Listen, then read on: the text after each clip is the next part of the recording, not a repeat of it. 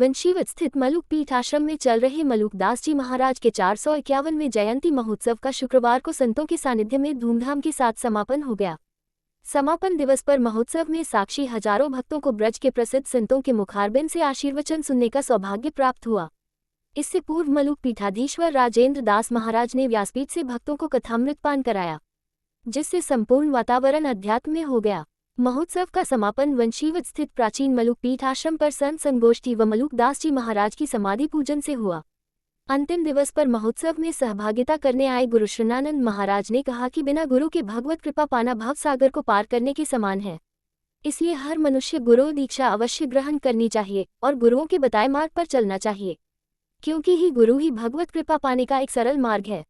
योग गुरु रामदेव बाबा ने कहा कि पूरा देश एक आर्थिक, राजनीतिक, धार्मिक, सांस्कृतिक आतंकवाद के दौर से गुजर रहा है। भारत से ही दिशा मिलेगी। उन भारत के आचार्यों परंपरा में एक महान आचार्य मलुकदास जी महाराज की जयंती महोत्सव में शामिल होने में लिए आए हैं, जहां चारों तरफ सनातन का गौरव है। कहा कि सनातन विरोधी बहुत तरह के षड्यंत्र कर रहे हैं। हमें ऐसा प्रयास करना होगा कि चारों तरफ हमारी शक्ति, आचरण, सामर्थ्य और संगठन से सनातनी विरोधी दुर्योधन को परास्त किया जा सके, जिसके लिए सभी संत और महापुरुष एकत्रित हुए हैं और सभी से हमारे राष्ट्र धर्म सनातन धर्म का पालन करने का अनुरोध किया गया है।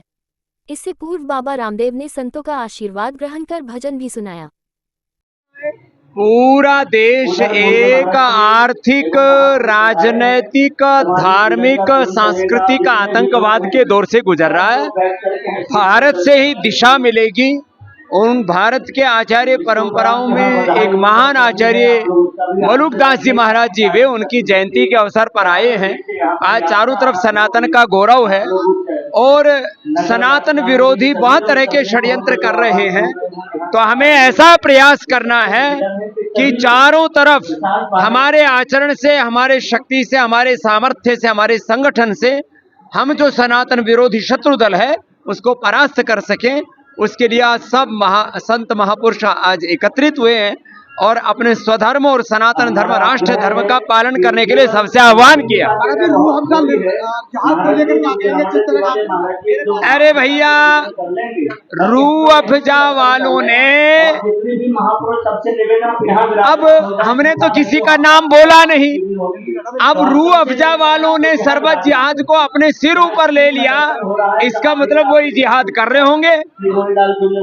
यदि उनकी निष्ठा यदि हमदर्द की और हिमालय की निष्ठा 100% इस्लाम में है और वो उसके लिए मदरसे और मस्जिद बनाते हैं, तो उनको तो खुश होना चाहिए।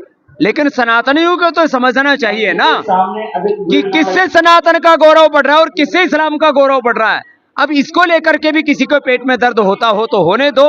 जो सरबत जिहाद है सो है ही। चल